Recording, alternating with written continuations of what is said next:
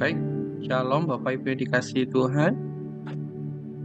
Saya mengucapkan terima kasih untuk hari ini kita bisa ketemu kembali. Eh, Pertemuan yang pertama kita sudah belajar masalah bagaimana firman di balik firman. Bagaimana Tuhan itu memberikan rahasia-rahasia di dalam apa yang kita baca, apa yang kita pelajari, bahwa petunjuk yang daripada Tuhan memiliki layer-layer yang mendalam. Nah, hari ini saya ajak Bapak Ibu memasuki bagian yang lebih dalam lagi. Saya berdoa agar Bapak Ibu dapat melihat apa yang selama ini mungkin tertutup, melihat apa yang mungkin selama ini menjadi sesuatu hal yang tidak diperhatikan.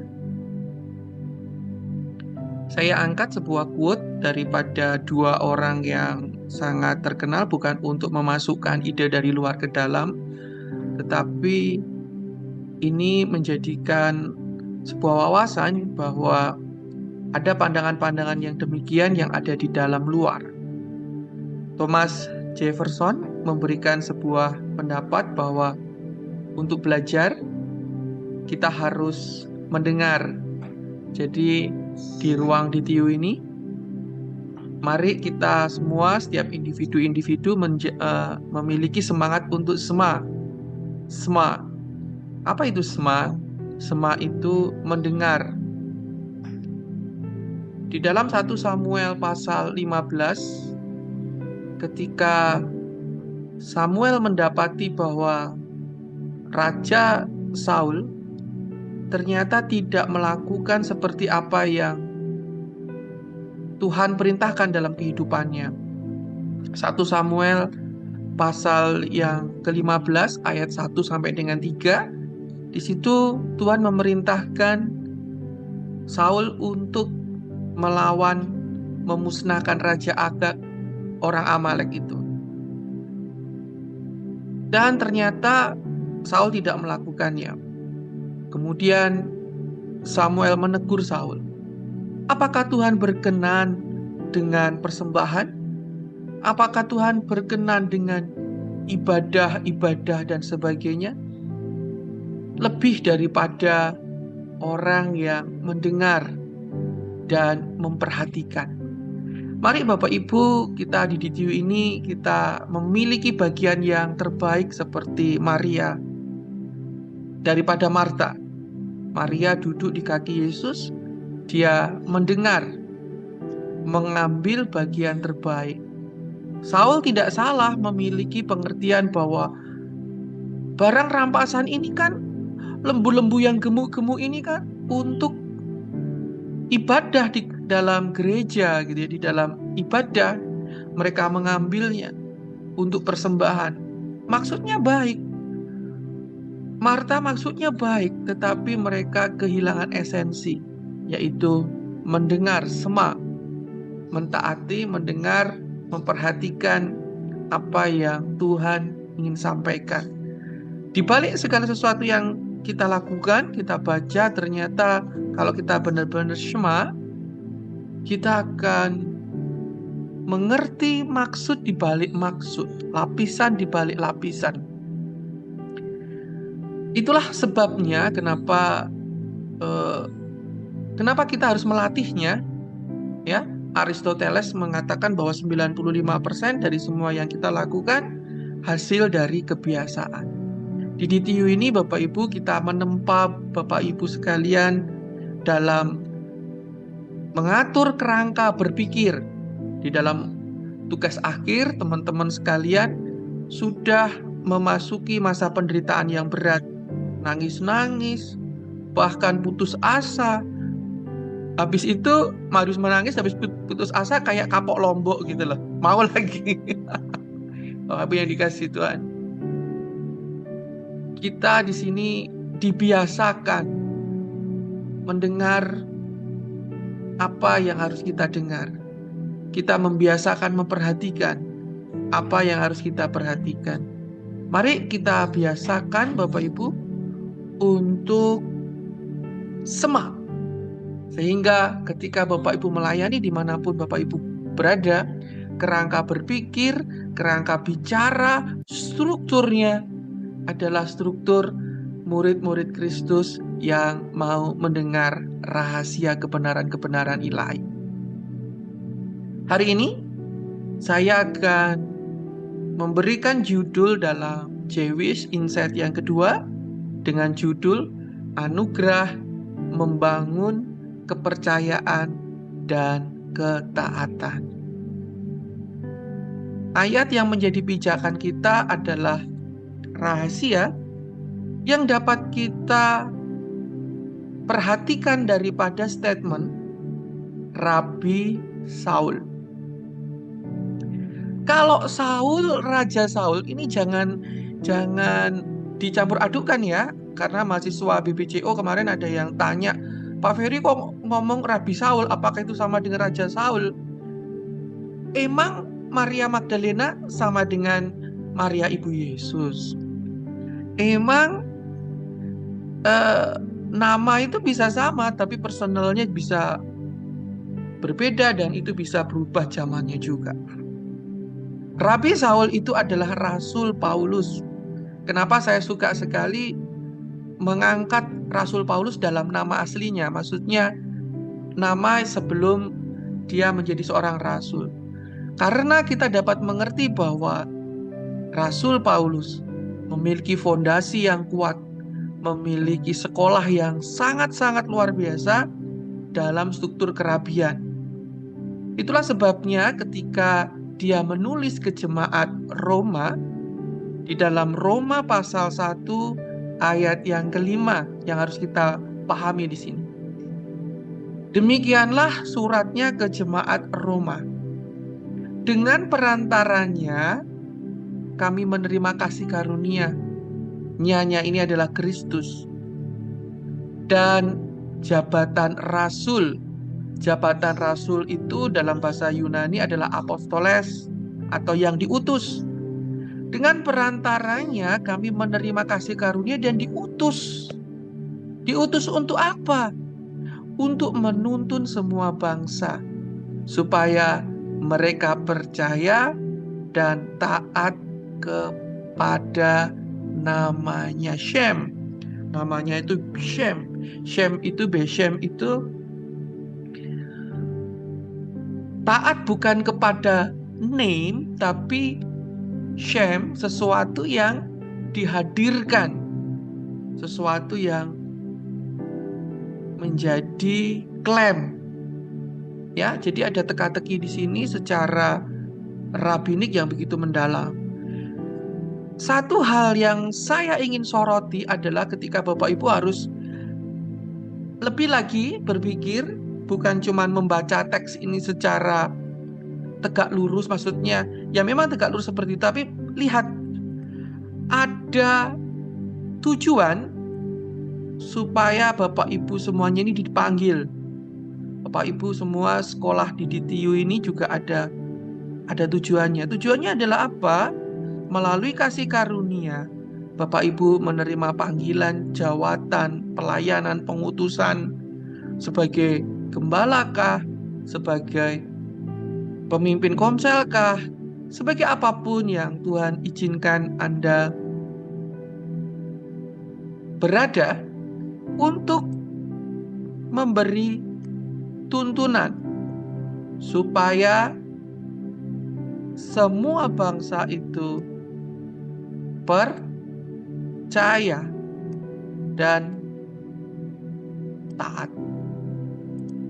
Kerennya di sini, jadi Bapak Ibu kita tahu bahwa dari kalimat ini, supaya jemaat-jemaat, supaya semua bangsa, supaya orang-orang di sekitar Anda dapat percaya, dapat taat, mereka perlu tuntunan.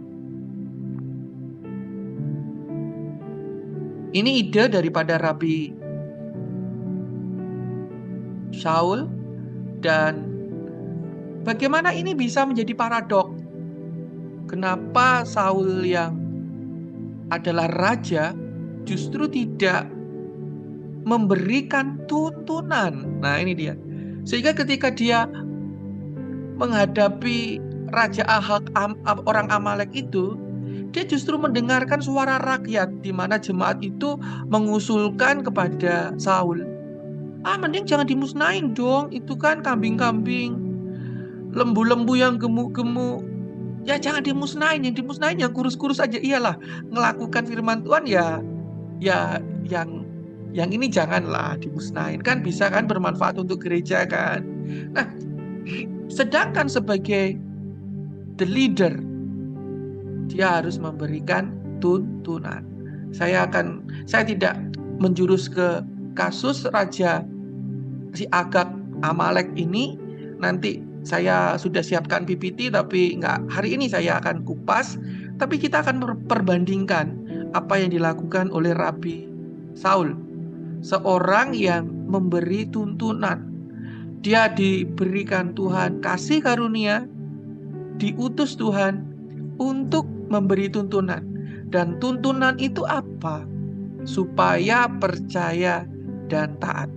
Jadi mari kita melihat dalam kacamata rabbinik, salah satu tuntunan-tuntunan yang harus diperhatikan.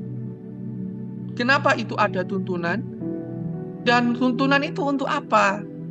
Dan mengapa kita selama ini lolos daripada petunjuk itu? Saya tidak sedang mengajarkan sesuatu yang baru kepada gereja-gereja. Saya nanti akan jelaskan bahwa ini sepertinya terlewat dalam reformasi atau Protestan ini mengubah sesuatu banyak hal sehingga perkara-perkara itu dapat lolos. Tetapi karena kita adalah yang lahir daripada rahim Yudaism, lahir daripada pemikiran Israel, mari kita kembali belajar. Bukan untuk melakukan hal yang sama plek teksek, bukan untuk melakukan hal itu secara identik, tetapi marilah kita melihat makna secara spiritual. Marilah kita memaknai dan kemudian memandang apa yang sebaiknya kita adopsi atau kita renungkan untuk memiliki penggenapan secara spiritual. Dalam Kisah Para Rasul pasal 1 ayat yang ketiga kembali saya angkat.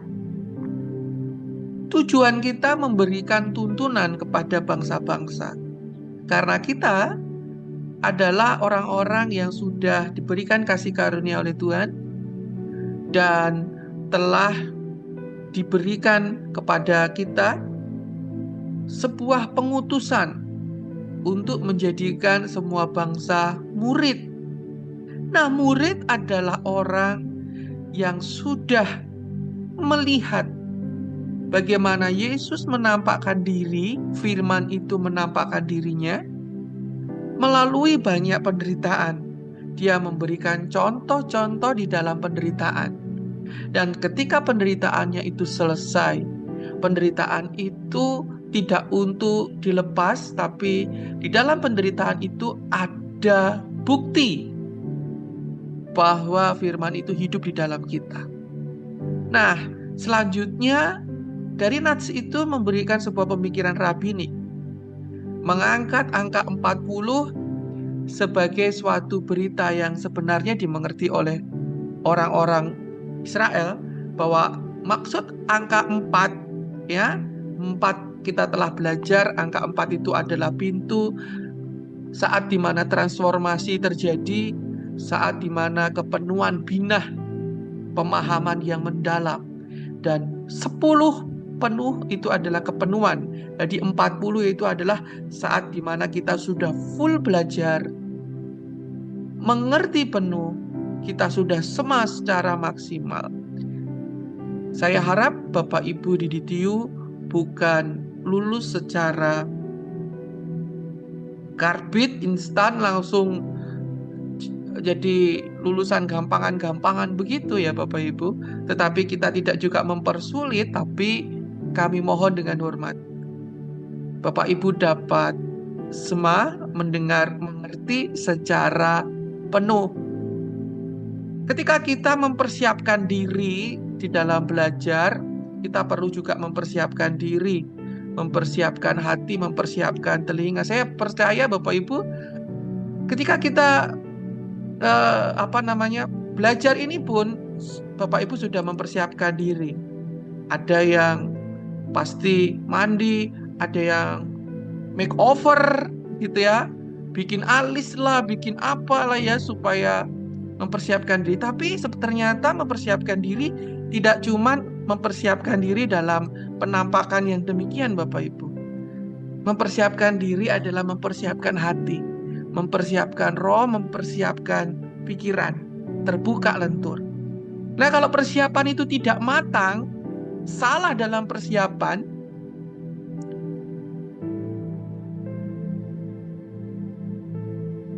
kita akan terbentur-bentur. Saya yakin Bapak Ibu memahaminya. Dalam Kisah Para Rasul pasal 1 ayat 3 ini kita dapat melihat di mana gereja mula-mula ini tidak langsung melompat. Jadi saya ingin Bapak Ibu di DTU ini mempersiapkan diri gitu loh, untuk masuk di dalam pelayanan yang dipersiapkan Tuhan di akhir zaman. Gereja mula-mula mempersiapkan diri dengan baik, mempersiapkan rohnya dengan baik. Mereka tidak langsung melompat. Jadi gimana ya? Gak ada yang ujuk-ujuk Bapak Ibu. Apakah ujuk-ujuk semua bisa terjadi, tiba-tiba bisa terjadi gitu, melompat dari yang bukan apa-apa dipenuhi, katakanlah, wah, dalam pertobatan seseorang dipenuhi roh, katakanlah begitu, langsung dia bisa di atas mimbar berkhotbah. Banyak. Tapi kita lihat apa yang dilakukan oleh Rabi Saul. Dia tidak serta-merta begitu ketemu Tuhan, dia langsung jadi rasul diterima. Dia harus merenungkan diri sekian tahun pergi ke Mesir. Di Damaskus itu Bapak Ibu, dia belajar mempersiapkan diri untuk sesuatu hal yang lebih besar. Nah, gereja mula-mula tidak langsung melompat dalam pelayanan. Kita lihat struktur ini. Yesus pun ketika sudah dipenuhi dengan baptisan, dia sudah dipenuhi dengan roh, tidak langsung ujuk-ujuk melakukan mujizat. Dia harus pergi ke padang gurun selama 40 hari. Ketika murid-murid itu dengan kepedihan merasa bahwa gurunya sudah tiada, harapannya sudah hilang. Dalam kebangkitannya itu pun Yesus harus menyatakan kebangkitannya selama 40 hari. Walaupun itu sebenarnya suatu rangkaian, tapi itu membuat kita tahu bahwa awal pelayanannya Kristus mempersiapkan diri. Di akhir pelayanannya pun untuk meningkatkan pelayanan yang lebih lagi. Pelayanan yang memasuki masa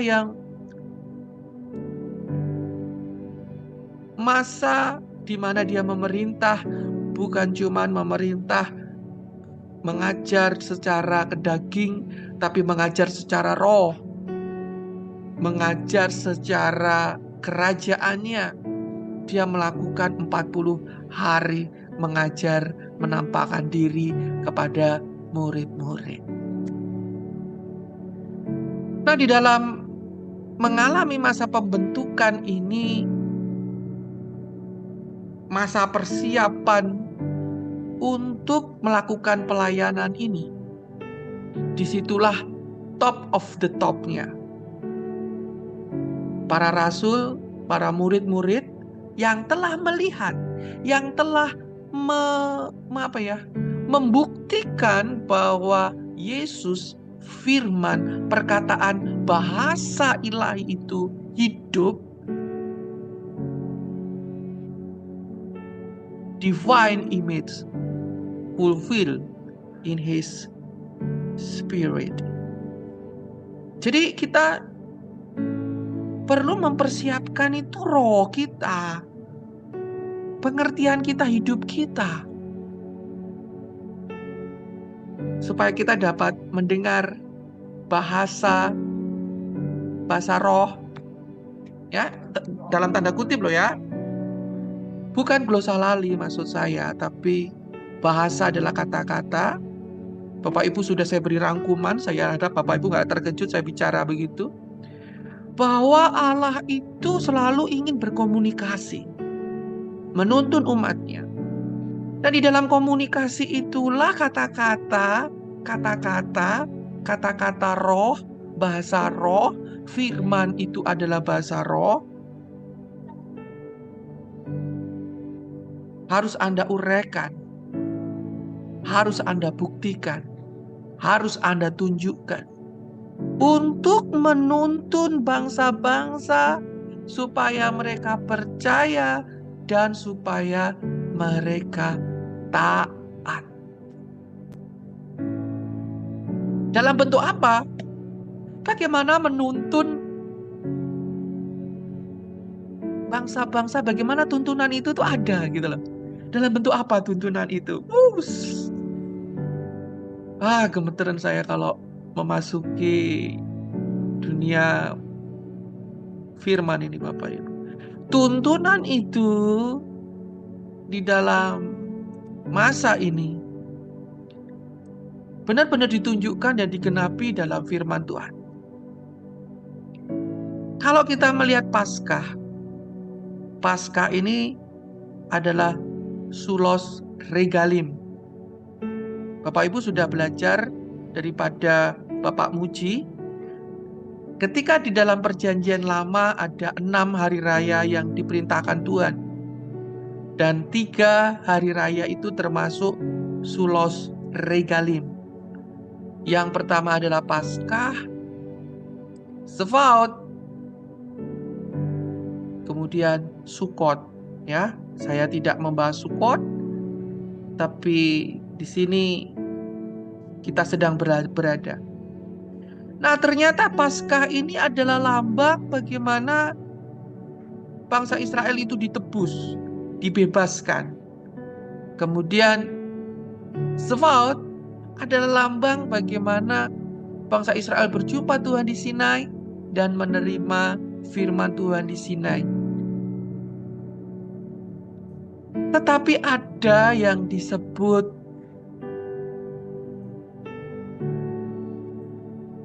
distance, jarak antara Paskah dan Pentakos.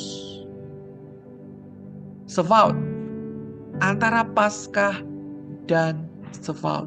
Ini ada dalam perjanjian lama. Memang perjanjian lama itu sudah digenapi oleh Yesus. Dan Yesus ngomong bahwa dia hadir tidak untuk melenyapkan hukum Taurat, tetapi untuk menggenapinya. Bapak Ibu yang dikasihi Tuhan, kalau Paskah ini sudah digenapi oleh Kristus, kalau Sevaot ini juga sudah digenapi dalam turunnya Roh Kudus. Bapak Ibu yang dikasihi Tuhan, dari Paskah menuju Pentakos ini ada sesuatu yang digenapi oleh Kristus. Itu perintah Tuhan dalam perjanjian lama yang sudah digenapi Kristus. Tapi kenapa gereja masa modern ini mengabaikannya? Lolos dia. Itu tidak sesederhana. Mari melalui kelas Jewish Insight ini, saya harap Bapak Ibu more deeper, lebih lagi memperhatikannya dan semak. Imamat pasal 23 ayat yang ke-10. Berbicaralah kepada orang Israel. Ini firman daripada Ruah Elohim daripada Allah itu sendiri kepada Musa, katakanlah kepada mereka, apabila kamu sampai di negeri yang akan kuberikan kepadamu, kamu menuai hasilnya. Ya, untuk menuai hasilnya. Untuk menuai hasil, maka kamu harus membawa seberkas. Kenapa seberkas? Seberkas hasil pertama dari penuaianmu. Bapak Ibu yang dikasih Tuhan, ini sering disalah artikan ya. Kalimat ini oleh beberapa hamba-hamba Tuhan yang tidak mengerti latar belakang Ibrani, latar belakang konteks, membawa seberkas hasil pertama ini seringkali dimasukkan dalam pengertian ajaran kepada jemaat. Jemaat itu kalau bekerja harus memberikan persembahan kepada Tuhan sebagai persembahan buah sulung. Buah sulung adalah memberikan seluruh gaji pertama yang didapat. Padahal ayat ini cuma ngomong seberkas loh Bapak Ibu. Apakah itu berbicara tentang gaji sulung atau hasil pertama? Kasihan loh.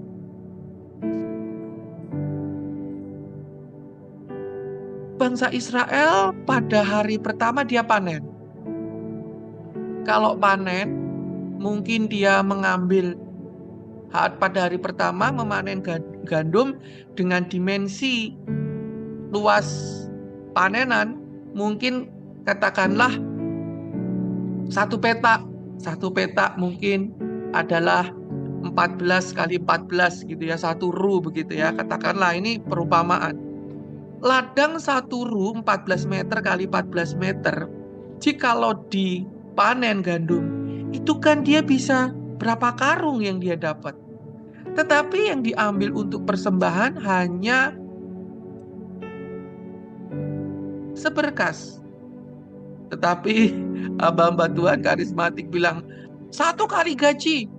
Emang mau makan apa kalau semuanya dikasih? Baru kerja, belum bayar uang kos masih nebeng sama orang tua. Belum makan harian gitu loh. Semua dipersembahkan. Nah, ini kemelencengan. Ya, saya tidak membahas dalam persembahan ya Bapak Ibu. Saya harap poinnya tidak ke sana. Memang telah dimelencengkan ke sana, tapi poinnya tidak ke sana. Apa yang dimaksud seberkas ini, kenapa saya bolan-baleni berulang-ulang? Nanti ada maksudnya. Ini tertulis perintah untuk mempersembahkan omer selama 49 hari. Hari raya 7 minggu diperintahkan oleh Tuhan di perjanjian lama. Apakah Tuhan ketika perjanjian baru menghilangkan? Memang digenapi oleh Kristus. Tapi kenapa kita lost? Kenapa kita tidak memperhatikannya? Saya ketika memperhatikan ini, saya jadi mengerti kenapa sama iblis itu ditutup. Saya akan buka. Imamat 23 kembali mengangkat hal itu. Ayat 15 dan 16.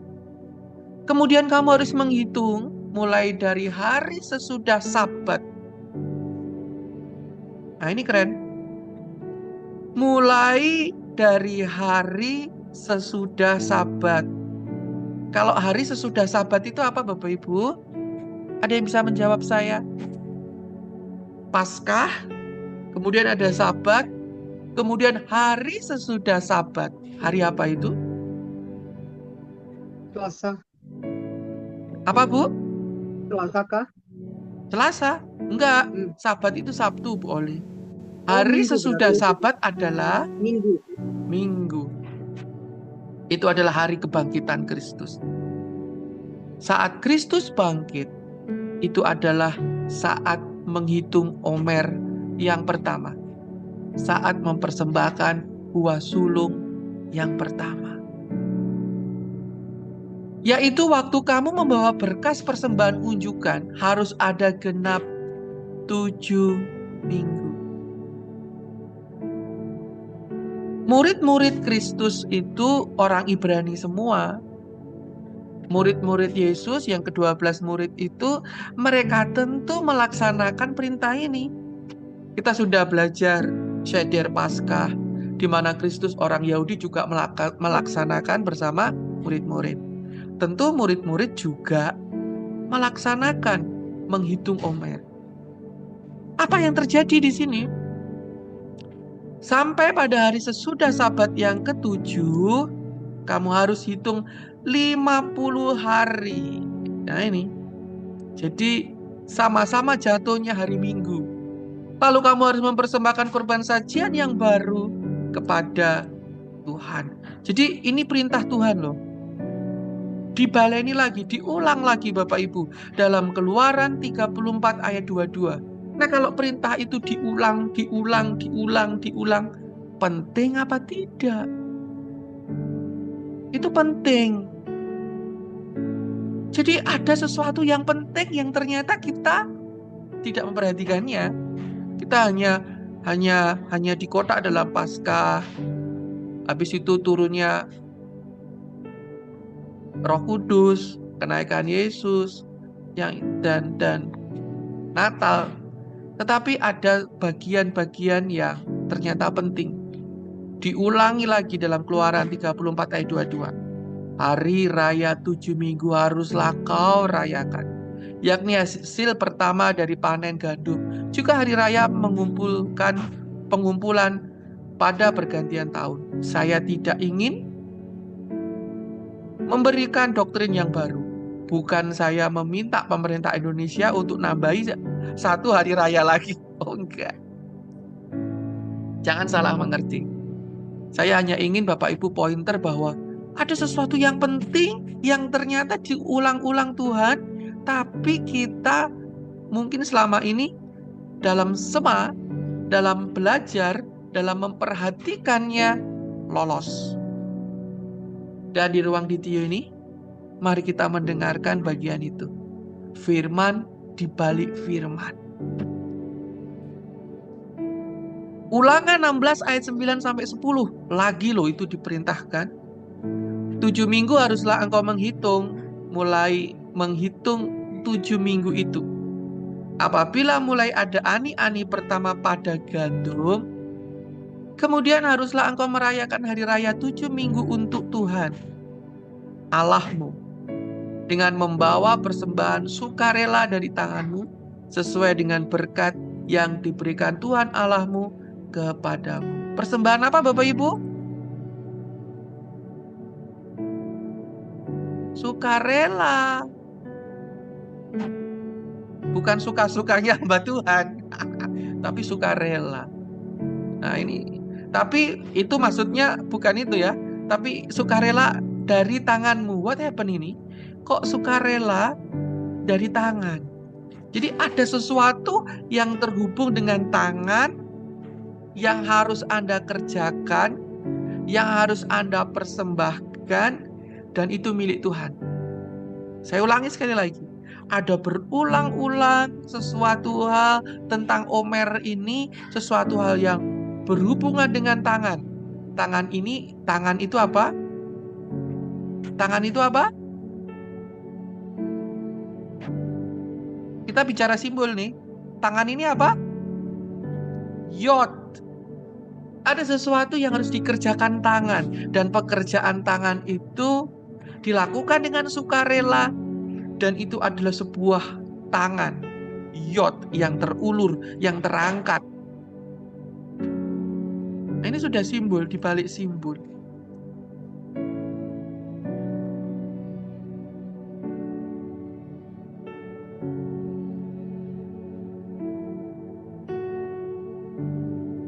Mari kita pelajari simbol angka 7.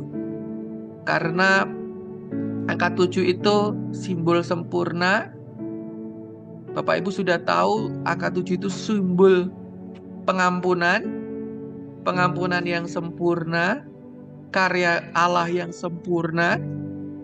Angka 7 juga berbicara tentang perjanjian, Sefa. Sefa itu janji, janji pengampunan sempurna. Nah, jadi angka 7 itu bicara tentang janji, bicara tentang pengampunan, bicara sempurna. Pengampunan yang sempurna, janji pengampunan yang sempurna. Nah, janji pengampunan yang sempurna ini ketika dalam Kejadian pasal 1, ya, dalam Kejadian pasal 1, saya ulang lagi, Kejadian itu merupakan basic. Di situ dasar. Ada 6 hari penciptaan. Kejadian pasal 2 mengangkat hari yang ke-7. Nah, di dalam bagian pertama ini adalah pintu gerbang untuk kita mengerti semuanya. Jadi saya sangat sekali menekankan Bapak Ibu untuk mempelajari Kejadian pasal 1, pasal 2, pasal 3 berurut-urutan terus.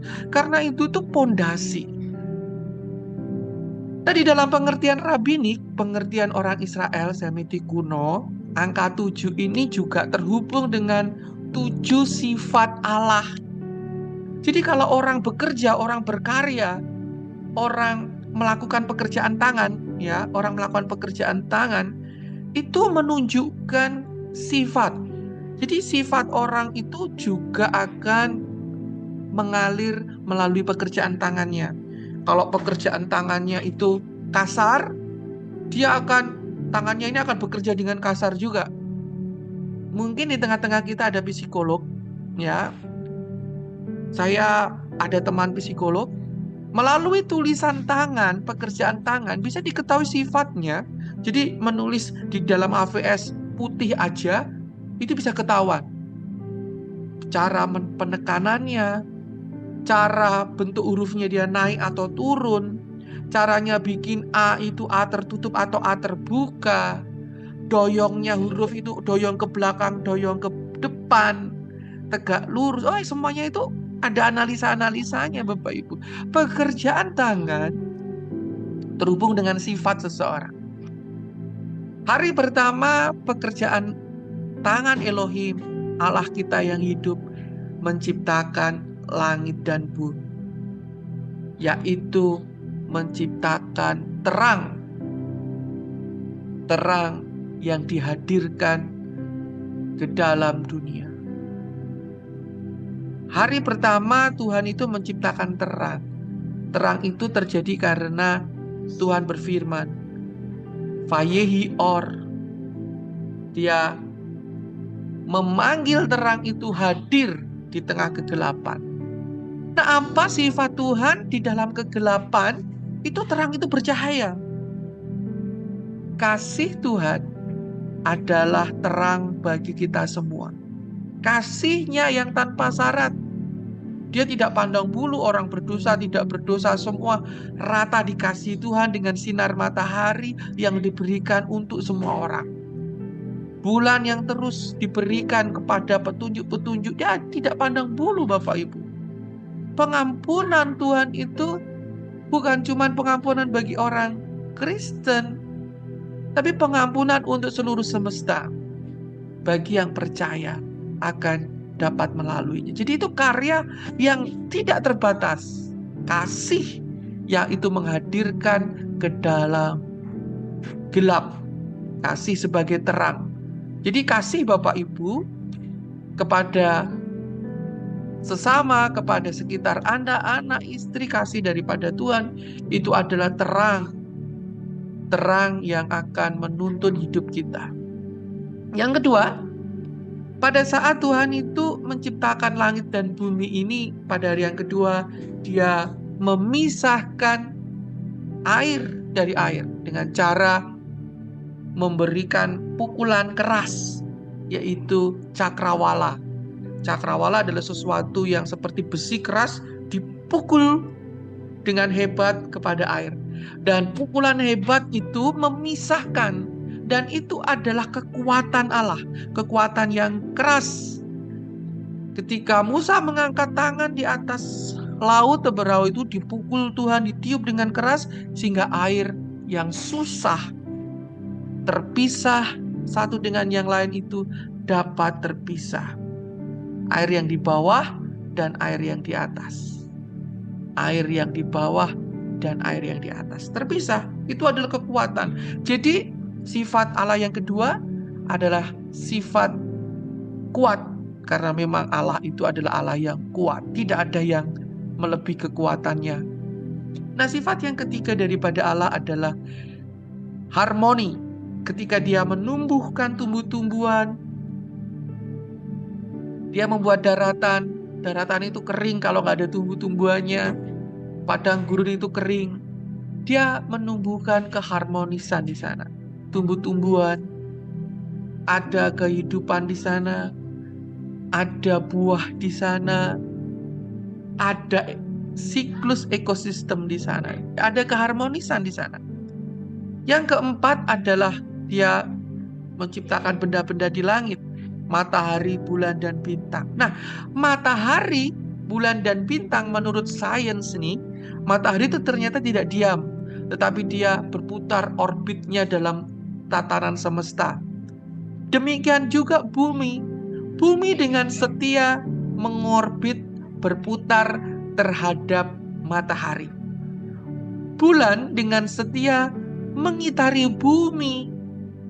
Kalau itu tidak setia, tidak tekun dilakukan oleh Allah, Allah lupa memutar, memposisikan koordinat-koordinat tepat pada jalurnya. Tiba-tiba berhenti sejenak. Kita yang ada di negeri ini tidak kering, jemuran karena sore terus gitu nggak ada panas. Di tempat lain malah mati kepanasan karena nggak ada air. Bapak Ibu yang dikasih Tuhan, itu mencerminkan bahwa Allah itu tekun. Terus dia berputar pada tempatnya. Tekunlah Allah melakukan, memelihara alam semesta ini, mengasihi Anda dan saya, mengetuk hati Anda dan saya, menuntun kita. Itu dengan tekun Allah melakukan. Walaupun seringkali kita capek ya. Jemaat ini diomongi bolak-balik. Tetapi Tuhan melakukannya dengan tekun. Hari yang kelima adalah hari yang menunjukkan bagaimana Tuhan menciptakan makhluk di dalam air dan makhluk yang ada di atas, yaitu burung-burung. Dalam air berkeriapanlah makhluk hidup. Air adalah tempat terendah. Dari tempat terendah itu keluarlah kehidupan. Bapak Ibu yang dikasih Tuhan, sebagai wujud bagaimana Tuhan itu rendah hati. Dalam ajarannya dia juga bicara tentang siapa yang memiskinkan dirinya. Yesus berbicara, siapa yang miskin di hadapan Allah, dialah yang memiliki kerajaan Allah. Orang yang rendah hati, dia akan diangkat tinggi. Orang yang duduk di belakang, dia akan dipanggil untuk duduk di depan. Bukan orang yang duduk di depan, tapi ternyata dia bukan bagian orang yang duduk di depan. Mereka yang duduk di belakang. Sifat Allah. Sifat Allah adalah kerendahan hati. Kemudian sifat Allah ketika menciptakan hari yang ke-6, menciptakan manusia, dia berbicara kepada seluruh makhluk bahwa dia akan menciptakan yang serupa dan segambar. Untuk apa? Sebagai pondasi memerintah semuanya. Hewan-hewan, manusia. Manusia ini adalah pondasi. Jadi sifat Allah itu selalu memberikan pondasi. Landasan-landasan dalam kehidupan kita. Hubungan kita dengan Tuhan ini pondasi kita dalam hidup. Dan sifat Allah yang ketujuh adalah sifat Allah yang selalu memerintah. Hari yang ketujuh adalah hari yang beribadah kepadanya. Hari yang exalted his height, meninggikan Tuhan atas seluruh ciptaannya di alam semesta ini. Jadi hari yang ketujuh adalah hari Malhut, kerajaan itu. Inilah 7 poin. Ketika bangsa Israel langsung dikasih angka 7, mereka harus ingat 7 sifat Allah. pengampunan Allah, janjinya dalam kesempurnaan. Dan itu terhubung di dalam 7 sifat Elohim ini. Bapak Ibu yang dikasihi Tuhan, ini yang mungkin Bapak Ibu tidak pelajari dan Bapak Ibu tidak tahu. Jadi ketika Bapak Ibu membaca 7 minggu, 7 itu apa? Oh ya, oke lah. Sudah mengerti 7 itu sempurna. Oke. Sudah mengerti 7 itu pengampunan. Oke ya. Sudah mengerti 7 itu adalah sumpah. Ternyata di dalam angka 7 itu tersembunyi 7 sifat Allah. 7 kali 7. Mari kita lihat. 7 kali 7. Ternyata ketika bangsa Israel itu dari Paskah menuju Pentakos ini harus ada 7 kali 7, yaitu 49 hari. Di saat mereka memberikan persembahan seberkas yang dapat diambil tangan dari pekerjaan tangan mereka untuk dikumpulkan dalam suatu wadah, yang akhirnya wadah itu menampung 49 kerjaan tangan yang dipersembahkan atau penyembahan kepada Tuhan sebanyak 49 kali. Puncaknya nanti 50. Oh, itu dalam bentuk yang lain. Tapi itu puncak yang harus dilakukan sepanjang hari, dari pukul 6 sampai pagi hari. Bapak Ibu yang dikasihi Tuhan, ada yang lolos selama ini tentang 7 sifat Allah yang dikali 7 yang berada di dalam 49 hari ini, yang menjadi penghubung, perantara menuju panen, menuju puncak kepenuhan roh, menuju penerimaan firman dalam kehidupan kita. Jadi ketika kita hendak menerima firman, ternyata kita harus mempersiapkan diri sebanyak 40 tingkat, 49. Ini kita lolos di sini.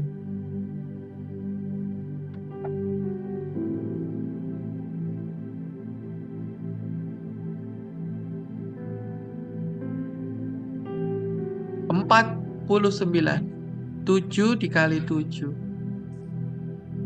7 sifat Allah.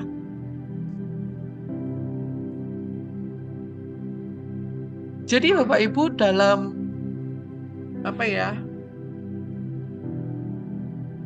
disebut apa ya kalau saya ngomong ya, tatanan perenungan tuntunan dari 49 itu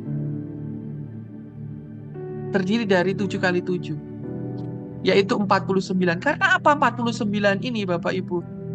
Ketika bangsa Israel itu dibebaskan dari Mesir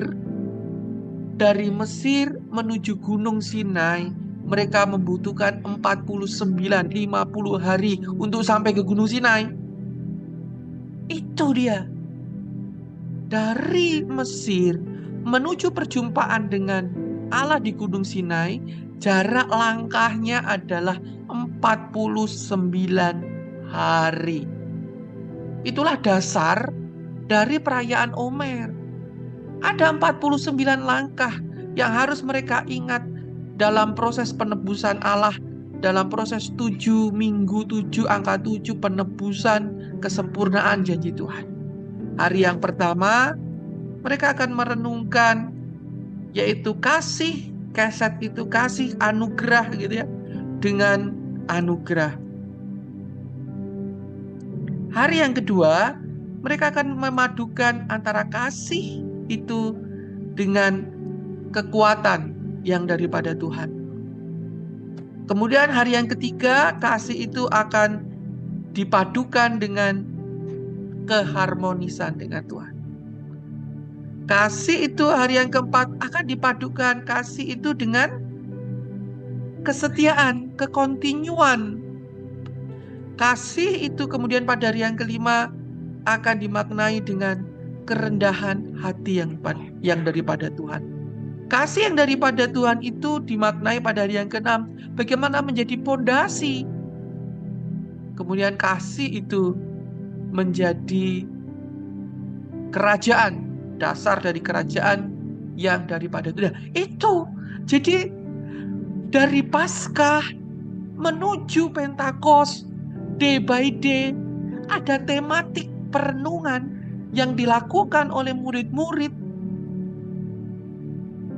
yang dilakukan oleh bangsa Israel, yaitu merenungkan sifat-sifat Allah dalam proses penyilangan 7x7. Dan kalau Bapak Ibu perhatikan 7x7 ini memiliki titik potong yang luar biasa. Satu dengan satu ini nggak ada titik potongnya ini. Nanti 1 dengan 2 ini baru ada titik potongnya di sini. Ini baru titik potong di sini. Ini lebih banyak lagi. Dan puncak titik potong itu ada di sini. Itulah mengapa Yesus itu naik di hari yang keempat, 40. 4 yang penuh. Karena angka 4 ini adalah titik tengah daripada 1 sampai 7. 4 adalah nilai titik tengahnya dan nilai tertinggi, dan nilai titik potong terbanyak ada di dalam 4 yang penuh. Nah, kalau Bapak Ibu lihat piramid ya dari atas, ini piramid ya, saya foto dari atas ya. Mungkin Bapak Ibu enggak melihat dari situ, perhatikan ya, saya bikin sebagai background. Ternyata 4 ini adalah titik tertinggi dia.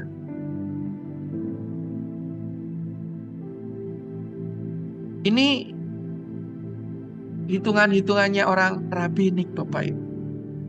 Ya, Yesus harus naik, dan kenaikan Yesus di hari yang ke-40 itu tidak sederhana begitu doang. Menggenapi, dan menggenapi. Saya tidak terfokus dalam kenaikan Tuhan yang ke-40 saja hari ini, tapi saya tuntun Bapak Ibu mengerti pelajaran-pelajaran cara berpikir rabbinik, agar bukan supaya kita jadi orang Ibrani Yudaisme, tidak. Ada nilai-nilai spiritual yang ternyata luar biasa, dan itu digenapi dalam perjanjian baru. Digenapi Yesus sendiri loh. Orang Ibrani itu dalam kode-kode gematria Bapak Ibu akan berlaku di dalam otak mereka seperti ini. Ada 7 kali 7 minggu. Ya, kita pasti langsung dikali begitu ya. Tapi dalam pengertian rabbinik, 7 dengan 7 itu ya bisa dikali, bisa ditambah. Jadi ini faktornya itu tidak tertulis. Faktornya tidak tertulis Bapak Ibu. Tetapi dia bisa bermain-main begitu ya. Bapak Ibu bisa lihat di sini. Saya akan terangkan pelan-pelan. 7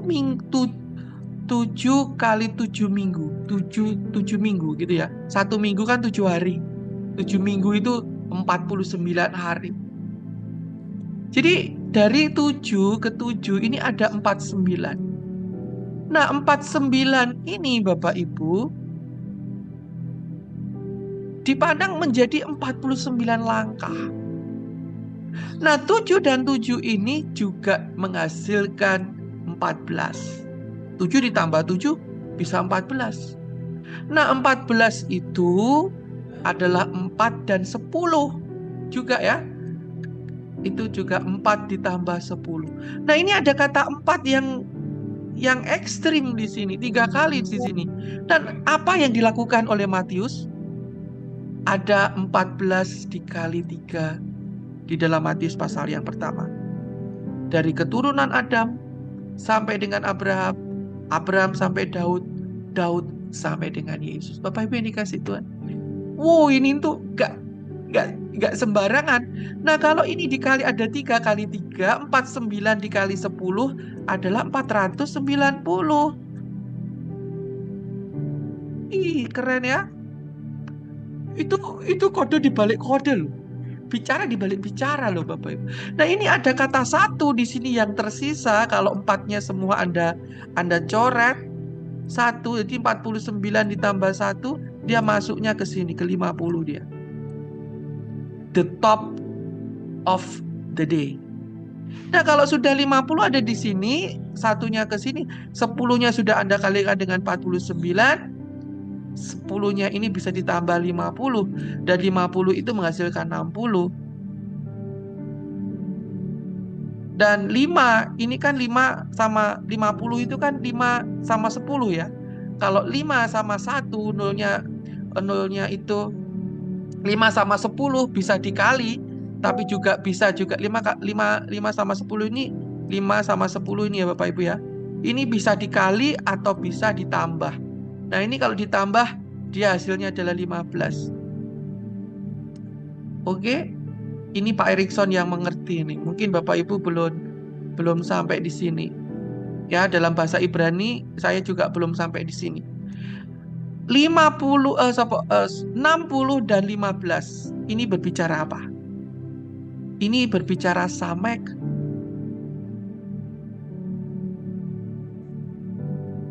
Ini berbicara menuntun. Ini berbicara tangan ini digenggam gini loh dari atas Bapak Ibu. Samek. Bapak Ibu bisa cari sendiri makna kata samek. Samek itu nilainya itu 60. Dan dia memiliki urutan huruf Ibrani 15. Ini tersembunyi dalam pikiran-pikiran rabinik Bapak Ibu. Pikiran di balik pikiran, pikiran di balik pikiran. Apakah ini cocok logi? Tidak. Ini memang rumusan yang ada di dalam mereka. Ada sebuah tuntunan, samek. Menuntun agar taat dan percaya. Kenapa? Bapak Ibu kemarin pelajaran Jewish Insight yang pertama, kita telah mempelajari bagaimana bangsa Israel itu dapat dengan mudah dituntun oleh Tuhan, dibebaskan dengan mudah oleh Tuhan dari Mesir menuju tanah perjanjian. Tetapi dengan susah, Tuhan harus menempuh 40 tahun mengeluarkan 40 tahun ini, ada sisa 4 dan 10 nih. Jadi 14 itu ini bisa ditambah, bisa dikali ya Bapak Ibu. Oke, Bapak Ibu sudah tahu artinya di situ, cara-caranya.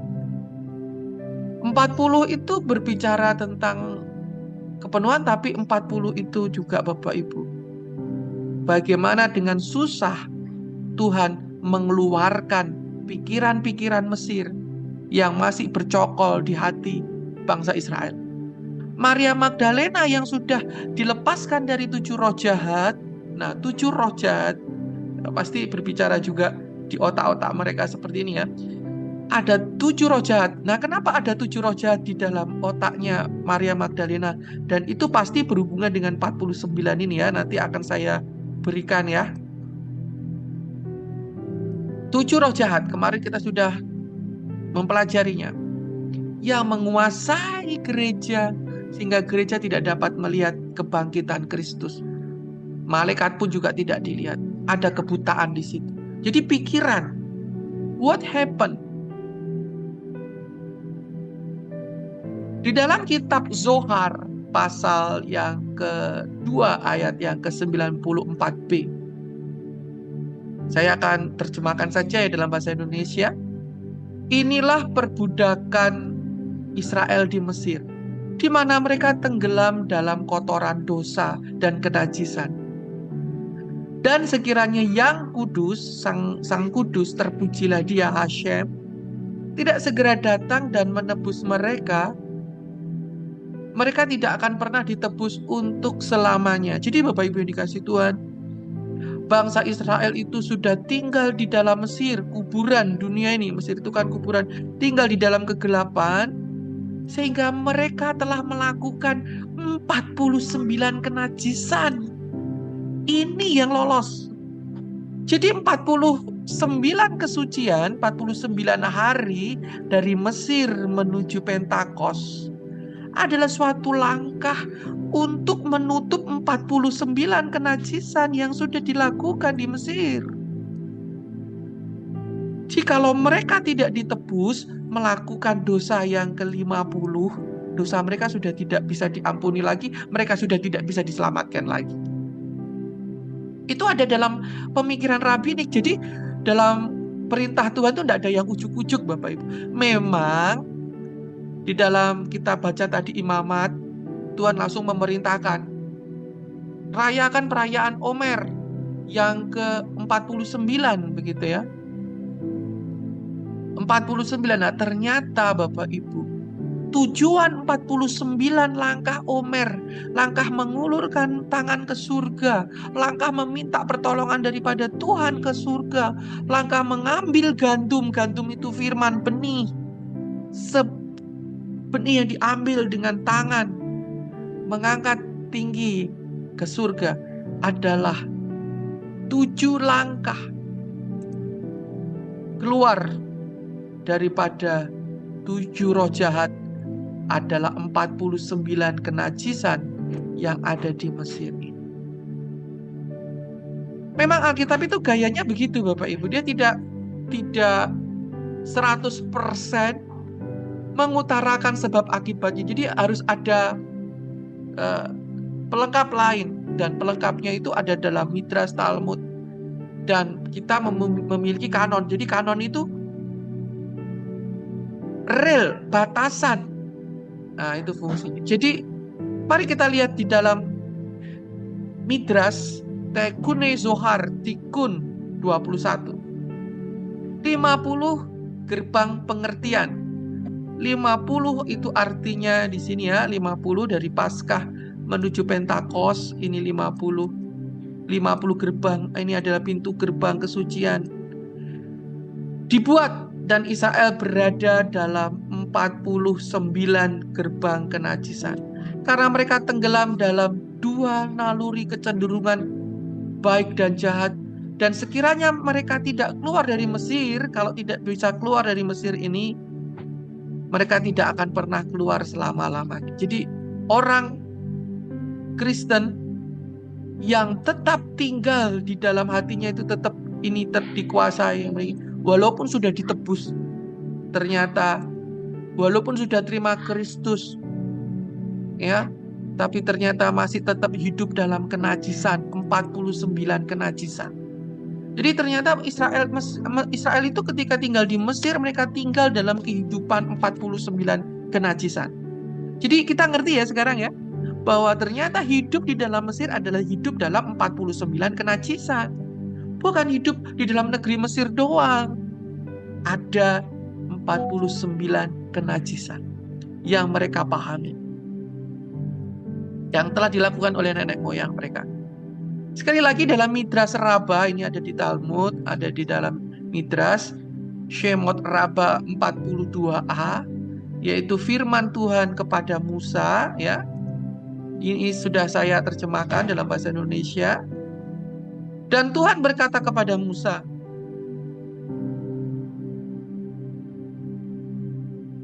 keluarkanlah umatku. Mereka itu diumpamakan seperti janin yang menangis dalam penjara.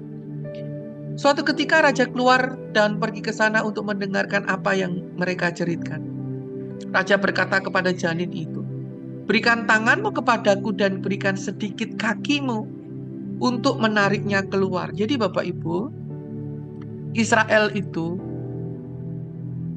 tidak akan dapat ditebus, tidak akan dapat diselamatkan kecuali mereka mengulurkan satu tangan. Nah, di dalam pengertian rabbinik Ibrani, apa maksudnya di sini Bapak Ibu?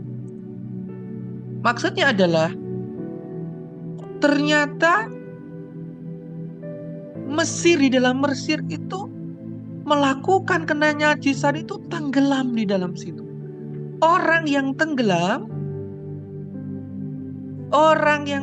Bapak Ibu, kalau tidak mengulurkan tangan, tidak berusaha tangannya menggapai ke atas, Roh Allah yang melayang-layang di atas permukaan air itu tidak dapat catch up, kecuali dia mengulurkan tangan. Nah, ini yang terjadi ketika Petrus tenggelam.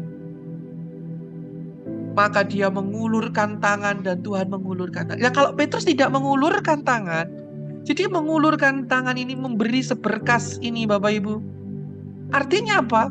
Kalau sehari Anda tidak merenungkan firman, jadi gini, ruangan itu kalau Thomas ya, kemarin kita telah melihat bahwa ruangan itu ditutup rapat. Nah, kalau di dalam ruangan tidak ada seberkas lubang, tidak ada bisa terang masuk. Nah, terang kasih Tuhan itu bisa masuk kalau ada lubang sedikit di situ. Bapak Ibu yang dikasih Tuhan itu pengertian. Makanya Yesus melihat inilah lubang. Jadi pengertiannya adalah dalam pengertian rabini. Bapak Ibu semuanya, di tengah kegelapan, di tengah 49 kelakuan kebejatan di Mesir, Anda harus mengulurkan tangan kepada Tuhan. Menyembah Dia, firman-Nya harus Anda renungkan. Agar apa? Agar Anda bisa dikecap, ditangkap, ditarik keluar. Anda bisa berjalan di atas air. Apa maksudnya Bapak Ibu? Apa maksudnya ini Pak? Yuk kita lihat ya, 49 kenajisan yang telah dilakukan orang Mesir. 49 kenajisan yang telah dilakukan Israel di Mesir. Dibagi dalam beberapa tipe. Yang pertama adalah kenajisan yang memiliki hubungan dengan Tuhan. Yang pertama, penyembahan berhala.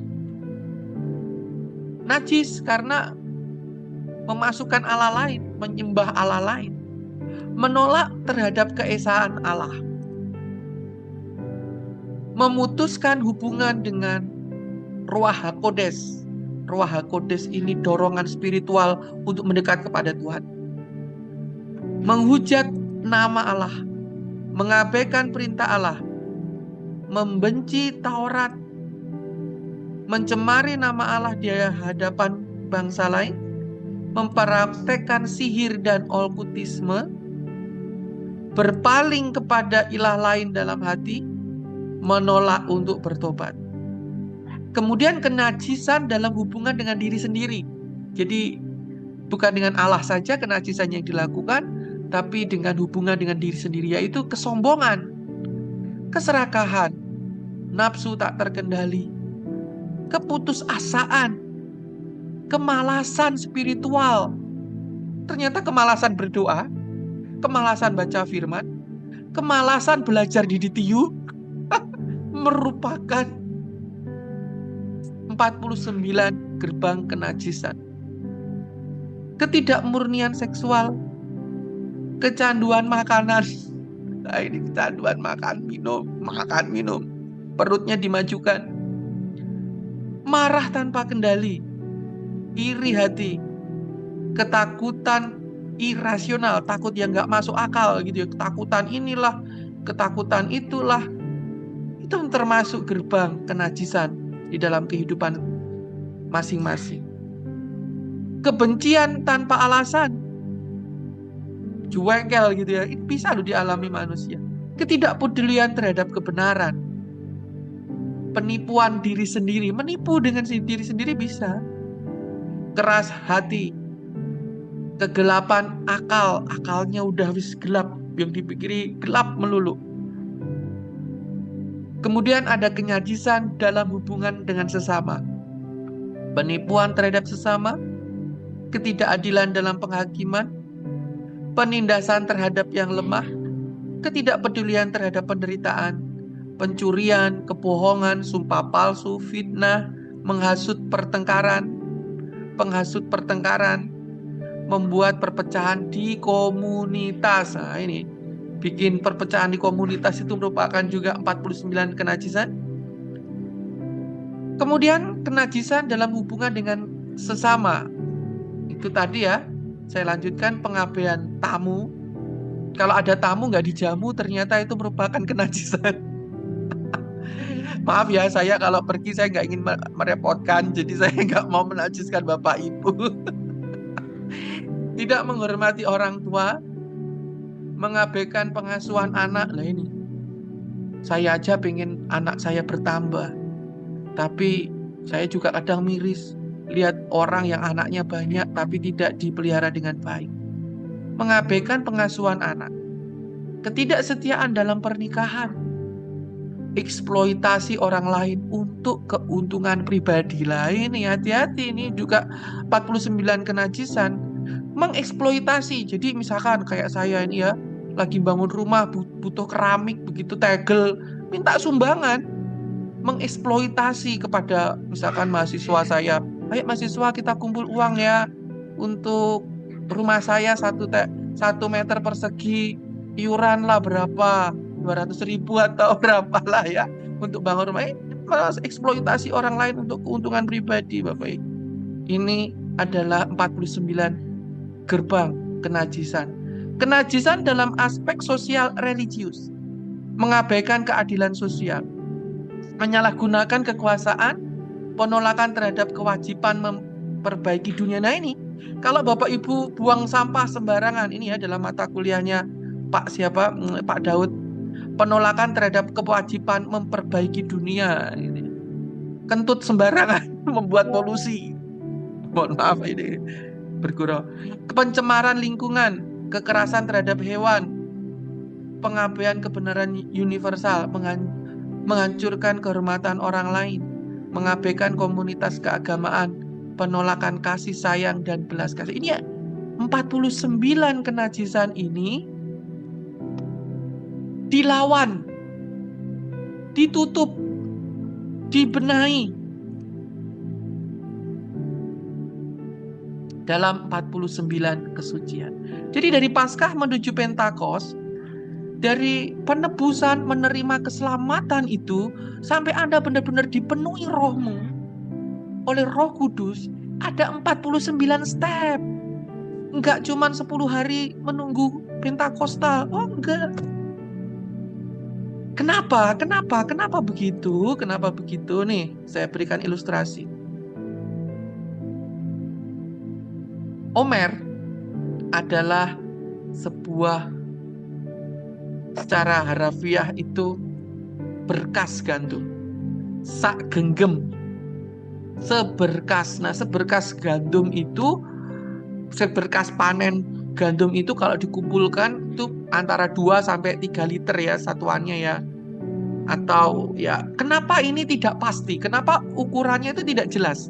Karena memang mung sak genggam. Lah sak genggemku sama sak genggeme Pak Erikson sama sak genggeme Oma Tati Beri itu, Ibu Oli, teman-teman ya berbeda-beda dong. Ada yang sak genggeme banyak, ada yang Pak Petrus itu kalau 1 genggam 1 miliar kemarin ya. Ada yang tak genggame 100.000 ya ada. 1 genggam itu masing-masing. Nah 1 genggam Sefirat HaOmer, segenggam. Menghitung, Sefirat itu menghitung.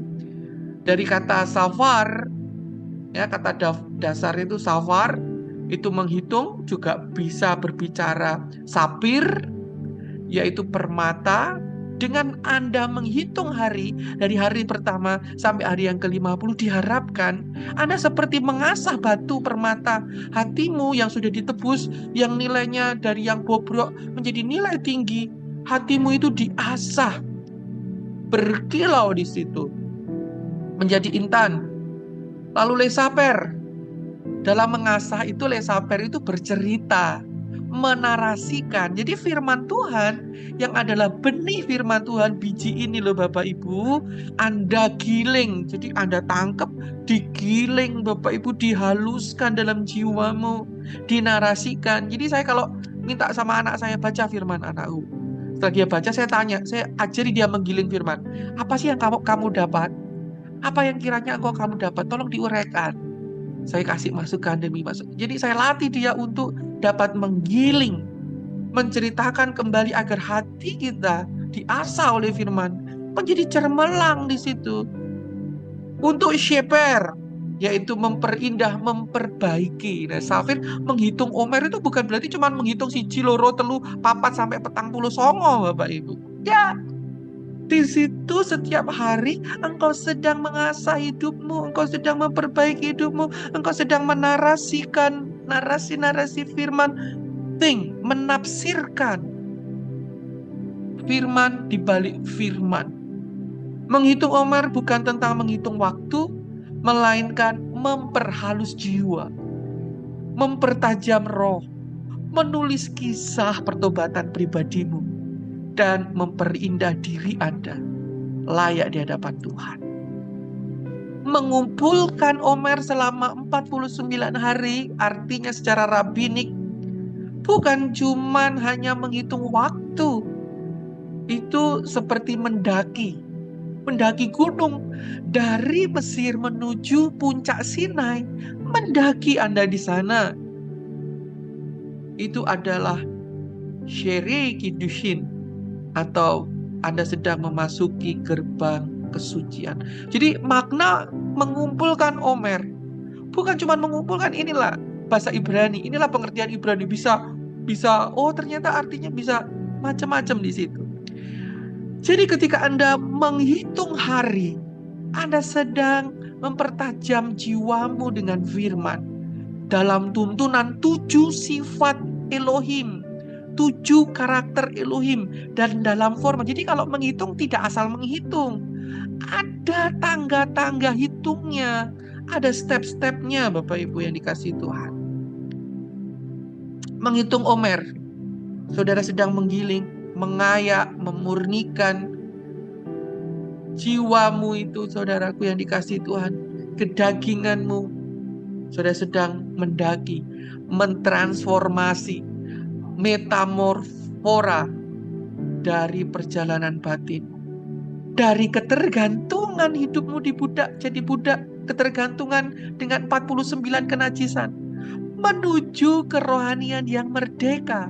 Dari tempat-tempat yang berlubang-lubang, lubang-lubang hidupmu, kamu berusaha menutupnya, mencungkil matamu yang penuh najis, menjahit mulutmu, menutup telingamu yang suka mendengar kata-kata panas, gitu ya, dari kelumpuhan dosa menuju kebebasan kasih melalui kebenaran ilahi. Jadi puncak perhitungan Omer, yaitu puncak 50 itu adalah puncak Anda itu melatih jiwamu, membersihkan kenajisan di dalam rumahmu, sehingga Shekinah ruah Elohim itu dapat masuk ke dalam hatimu dan menempati ruang yang bersih, ruang yang suci.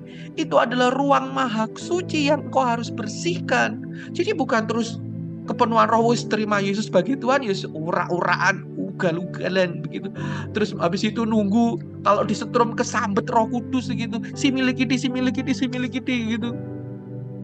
Bapak Ibu yang dikasihi Tuhan, si milikiti tenanan gitu. Di gereja aja masih kuraba-raba, habis itu di kantor meraba-raba, punyanya orang. Masih ada perjalanan dari Paskah menuju Pentakosta yang lolos. Ramban, hari-hari Omer adalah hari-hari kemurnian diri dari Mesir yang ada di dalam hati. Rabi Arizal, setiap hari Omer memperbaiki satu dimensi kepribadian manusia hingga jiwa layak menerima firman terang yang terjadi. 49, 7 kali 7 itu masih sebuah persiapan Anda menerima 10 firman. Dan nanti 10 firman di atas Sinai itu adalah 10 firman yang ada di dalam Kejadian pasal 1, kemudian 10 firman yang ada di Keluaran pasal 25, kemudian 10 firman yang ada digenapi oleh Yesus. Jadi itu 10. Nah, itu buku saya, itu tan itu saudara saya. Jadi itu keren Bapak Ibu. 49, 7 kali 7 menuntun Anda. Kepercayaan Anda bertumbuh, ketaatan Anda bertumbuh, gerbang kesucian, refleksi dari jiwa Anda dari menggenggam firman Allah, mengambil firman Allah segenggam. Jadi segenggam itu artinya apa sih? Jadi ketika hari Paskah menuju Sefaut, mereka sehari itu menyediakan waktu segenggam. Yusak koberi lah Bapak Ibu. Renungkanlah sekobernya Anda. bagaimana kasih Allah dengan kasih Allah. Bagaimana kasih Allah menjadi dasar, bagaimana kasih Allah menjadi sebagai landasan. Jadi ada tuntunan di situ. Apa tuntunan? Tadi saya sudah sebutkan 49 gerbang kenajisan ya. Ini 49 gerbang kesucian. Saya tidak akan menguraikan banyak. Saya harap Bapak Ibu membaca buku saya ini. Saya tidak sedang jualan buku. Nanti Bapak Ibu dapat memiliki secara PDF. Tapi kalau Bapak Ibu kesusahan baca di tempat kecil, mohon Bapak Ibu cetak ya, di Shopee ada. Jadi saya memberikan buku ini bukan untuk memberikan suatu hari raya yang baru, tapi di sini ada bagaimana sehari, ini hari pertama ya. Hari pertama itu adalah hari sesudah Sabat, hari kebangkitan Kristus. Kemudian pada hari yang ke-8 ini digenapi sama Yesus loh. Yesus itu melakukan ini, jangan kau anggap Yesus tidak melakukan. Hari pertama itu ini murid-murid. Kemudian hari yang ke-8, berarti hari yang ke-8 itu adalah 2 dan 1 ya. Sifat yang kedua dan sifat yang pertama. Ini adalah saat Yesus bertemu dengan Thomas, hari yang ke-8. Hari yang ke-8 adalah hari Minggu juga. Kalau hari yang pertama ini adalah hari Minggu berarti itu sini hari Minggu, hari Minggu itu kan hari pertama. Yom Sheni itu kan hari yang kedua. Nah, ini hari yang kedua itu Senin gitu loh. Ini hari-hari yang pertama. Dan hari yang ke-8 itu kan juga hari yang pertama itu kan juga Minggu juga. Nah, gitu loh caranya ngitung Bapak Ibu, yang dikasih Tuhan. Nah, nanti hari yang ke-49, kemudian hari yang ke-50 dia juga Minggu juga ya, gitu. Ini luar biasanya di situ. Nah, kemudian matriknya seperti ini Bapak Ibu. Saya untuk mempercepat waktu. Nah, kenapa Yesus itu naik di hari yang ke-40? Karena temanya. Karena ini memuncak, dan memuncak itu memiliki tema kerendahan hati dalam relasi. Gila ya. Jadi Yesus yang nanti akan saya wujudkan bagaimana perjanjian baru menggenapi kisah Omer dalam Maria Magdalena hari yang pertama Keshet, yang ke-8, kemudian yang ke-40. Kita akan lihat nanti. Kenapa gerbang kesucian ini sangat dipentingkan? Karena bangsa Israel telah turun melakukan 49 kenajisan. Nah, titik ke-49 ini, di titik ini ditebus oleh Tuhan. Diselamatkan oleh Tuhan. Jadi titik penebusannya di sini Bapak Ibu. Tapi kan posisinya masih dalam kondisi yang jiwa yang sangat dalam. Oleh sebab itu 49 step akan membuat Anda day by day naik lagi, going up. Untuk apa? Untuk menerima firman Tuhan di atas Gunung Sinai.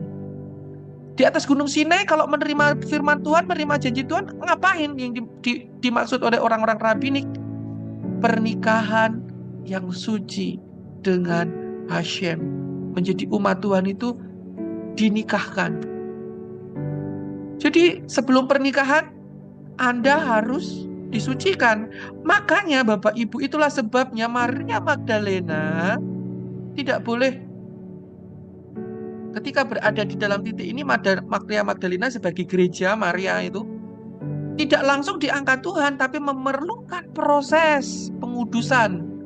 Itulah sebabnya Tuhan, jangan kamu pegang aku. Di samping dia mungkin lagi mens, dia lagi nggak kudus lewat makam, dia lagi dalam kondisi tidak kudus, yaitu walaupun sudah disucikan dengan darah Kristus, menerima keselamatan, posisinya itu pada level jiwa yang paling bawah. Dia harus step by step, going up. Bapak Ibu dapat miliki buku ini Di sini saya memberikan tuntunan. Bukan apa ya, tapi untuk nanti Bapak Ibu bisa kembangkan. Tapi ini sebagai contoh pengertian dari rabbinik, matriks 1 kali 1, 1 kali 2, dan seterusnya sampai 7 kali 7. Yuk kita lihat pada 1 kali 1. Ketika ini penggenapan ya dalam perjanjian baru ya. Jadi kita sudah bicara Omer perjanjian lama, sekarang kita bicara Omer dalam perjanjian baru. Dan bagaimana murid-murid itu memaknainya di dalam penampakan Yesus. Penampakan Yesus yang pertama, pada hari pertama Omer, mereka merenungkan keshet shekeshet, kasih karunia di dalam kasih karunia. Bapak Ibu yang dikasih Tuhan, terbukti melalui kasih karunia Tuhan yang tidak bersyarat itu. Karya keselamatan, janji pengampunan, sepenuhnya dengan sempurna diberikan Allah, digenapi Allah di dalam kebangkitan Kristus. Pada hari kebangkitan Kristus, Ia menampakkan diri kepada Maria Magdalena, hatinya yang dipenuhi kasih, namun dipenuhi dengan roh yang menutup. Kemudian Yesus memanggil Maria bukan untuk sebuah teguran, tetapi untuk supaya dia mengerti jati dirinya, identitas Maria, wanita yang menderita. Ketika gereja berada dalam posisi Paskah, gereja harus mengerti identitasnya. Identitas gereja sudah dibayar lunas oleh Tuhan dengan kasih yang tidak bersyarat, kasih di dalam kasih. Dia mengangkat hati yang remuk, menghapus ketakutan, meneguhkan iman dengan panggilan Maria. Wanita gereja, engkau harus menderita. Bagianmu adalah, identitasmu adalah menderita. Dan dengan kasihnya dia. Apa aplikasinya? Aplikasinya secara spiritual adalah kasih bukan sekedar tindakan baik, tetapi panggilan untuk hadir, panggilan untuk mengangkat hidup kita, untuk mengenalkan jiwa-jiwa itu, yaitu orang-orang dalam kasih Allah yang sejati. Nah, di dalam hari yang pertama itu, di dalam hari Omer itu, kita akan merenungkan, apakah kita mengasihi seperti Allah mengasihi dunia ini, kasih yang tanpa syarat? Apakah kita mengenal orang lain dengan kasih sebagaimana Kristus mengasihi kita? Dan kita dapat mengaplikasikan perenungan pada hari yang pertama sebagai perenungan Omer itu, kasih yang tanpa pamrih, yang bagaimana yang dapat kita aplikasikan. Bagaimana kasih yang dapat melihat firman yang hidup, melihat kebenaran-kebenaran itu hidup, dan menghidupi kebenaran itu. Kasih yang melambangkan sebuah kebangkitan jiwa, sebuah semangat yang membara, sebuah pertumbuhan yang kembali meningkat, karena Tuhan memberikan identitas kepada gereja. Dan ini hari yang pertama. Kasih karena kasih karunia. Itu digenapi loh. 1 kali Yesus mewujudkan di dalam Yohanes itu. Kemudian hari yang ke-8. Ini udah 2 kali. Very berarti ya. Ketika Yesus menampakkan diri dengan Thomas. Thomas adalah si kembar. Thomas adalah kembaran kita mungkin dengan iman, keraguan, kebenaran-kebenaran akan firman. Dan di dalam hari yang ke-8, Omer itu, murid-murid itu sedang merenungkan Gefura Shikeshet, yaitu ketegasan dalam kasih. Gefura itu ketegasan, Gefura itu kedisiplinan, Gefura itu batasan.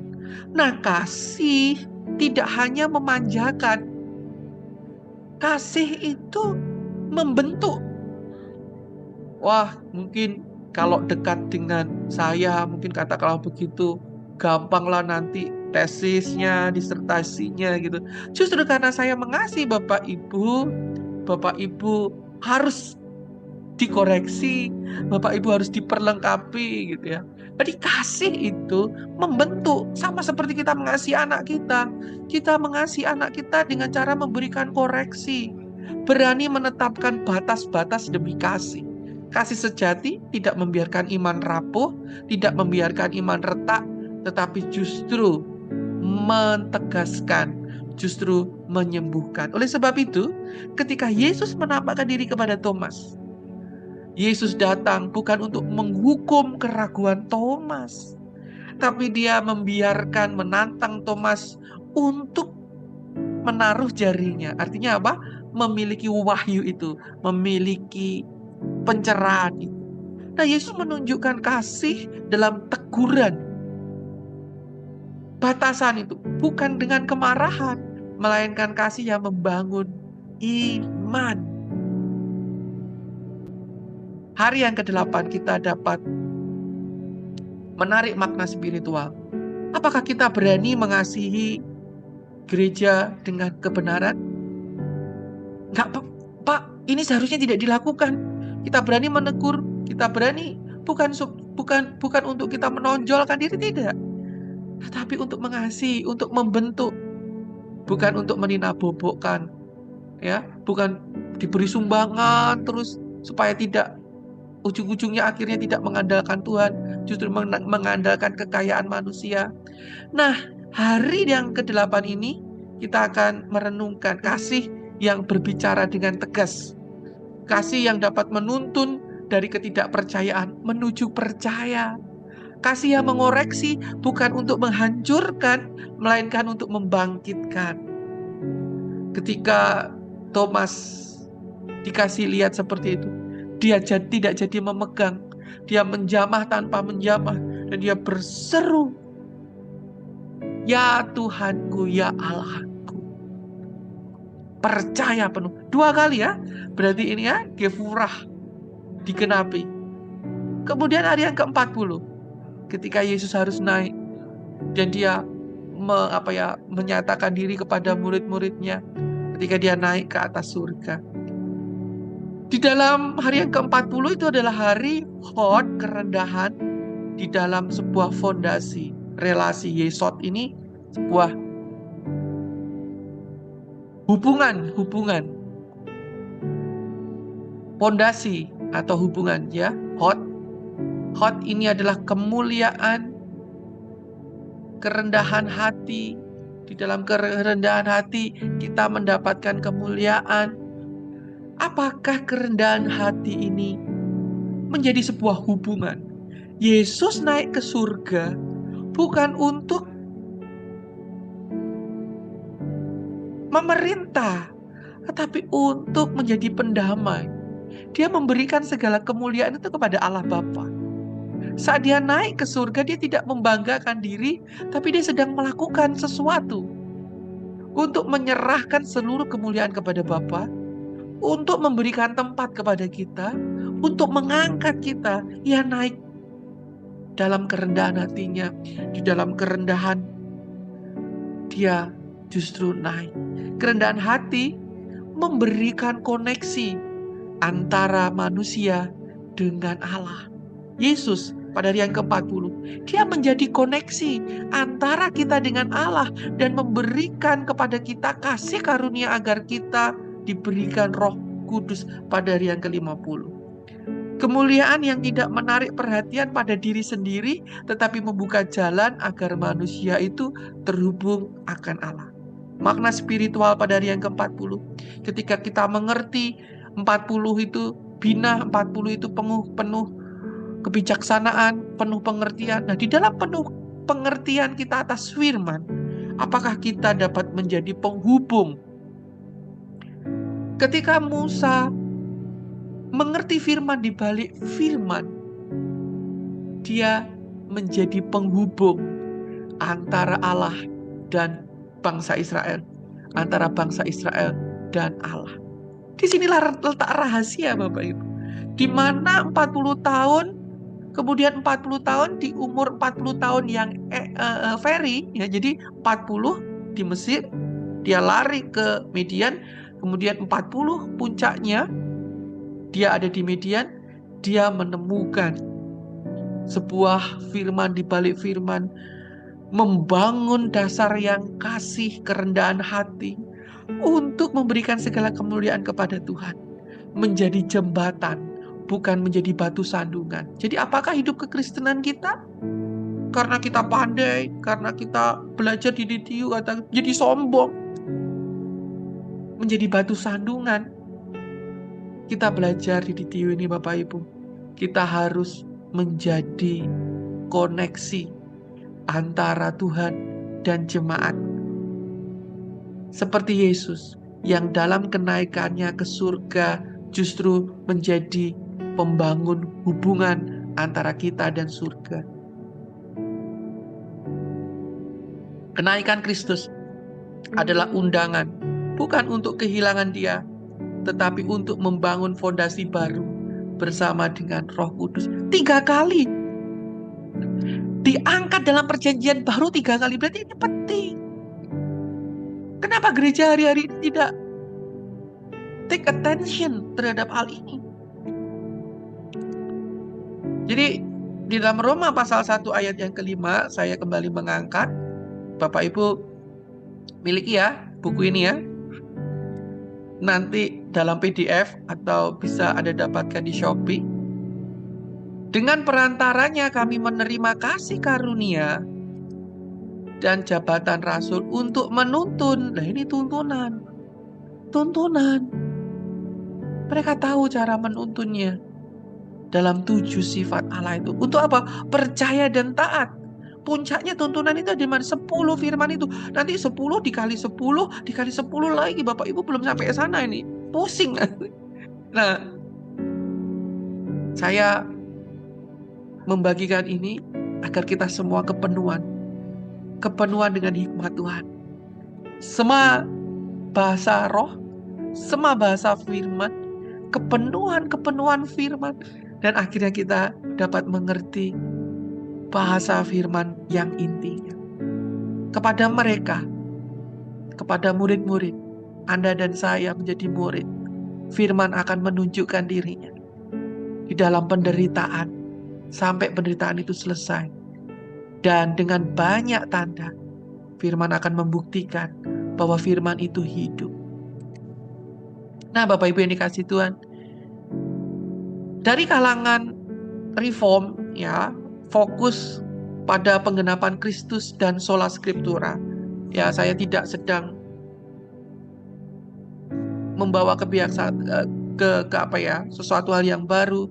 Mungkin ada dari teman-teman kita di DTU ini yang memiliki latar belakang reform. Reform meyakini bahwa seluruh sistem ibadah perjanjian lama, termasuk kalender, ritual-ritual, telah digenapi sempurna di dalam Kristus.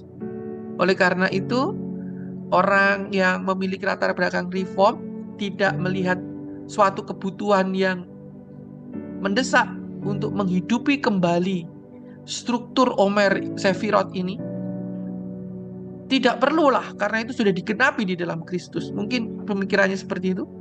Namun demikian, reform juga menerapkan disiplin rohani yang lain dalam pembentukan karakter, menuntun kepada jemaat untuk agar mereka percaya dan taat melalui katesim, pembacaan Alkitab harian, pembacaan kitab mingguan dalam liturgi Advent dan Prapaskah, meskipun tidak berakar pada tradisi Yahudi. Tapi ini memiliki kerinduan dan pertumbuhan dan keteraturan yang mendalam. Nah, struktur Omer ini saya ingin tawarkan, saya ingin buka, saya ingin tambahkan wawasan, bukan untuk mengganti liturgi-liturgi yang ada. Ya, mungkin secara simbolik dapat membantu membentuk karakter Kristus. Suatu nilai dari 7 sifat Elohim tersebut yang dapat dipandang untuk diposisikan sebagai posisi yang harus diperhatikan, bukan untuk suatu keharusan soteriologis. Yang kedua, bagi gereja karismatik atau gereja Protestan hari-hari ini yang fokusnya pada pengalaman Roh Kudus semata, dalam perayaan Pentakosta seringkali dikaitkan dengan karunia-karunia roh. Fokusnya itu cari karunia. Fokusnya itu pengen juga memiliki kuasa. Minta kuasa gitu. Kamu akan menerima kuasa gitu. Ditiup, coba blok kabeh. Tetapi jarang dikaitkan dengan bagaimana menutup 49 kenajisan dalam kehidupan. Sehingga fokusnya merupakan respon hati yang secara radikal, spontan, bukan disiplin yang kuat terhadap kehidupan untuk serupa dan segambar dengan Kristus. Ya, namun demikian banyak gereja karismatik ini mulai tertarik dalam pandangan-pandangan dan wawasan Ibrani hari-hari ini.